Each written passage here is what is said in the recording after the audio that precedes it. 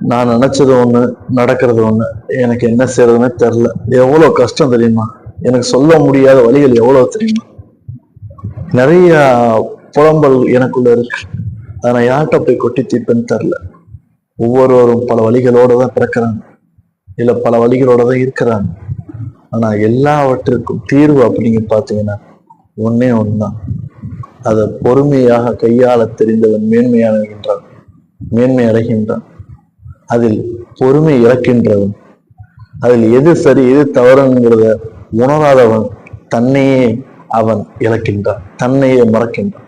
இந்த சைக்கோவா இருக்கட்டும், இல்ல நிறைய விதமான பலவிதமான கெட்ட செயல்களுக்கு காரணமா இருக்கட்டும், ஒண்ணு நல்லவனா நீங்க கெட்டவனா மாத்திருப்பீங்க, இல்ல அவன் செய்யக்கூடிய தவறுகள்ல நல்லாவே இருந்தா கூட நீங்க குற்றம் குற்றம் குற்றம் உண்டு இல்லாத குற்றத்தை கண்டுபிடிச்சு அவன் வாழ்க்கையை நல்லதை விட்டு கெட்டதின் பக்கம் திருப்பி இருப்பீங்க.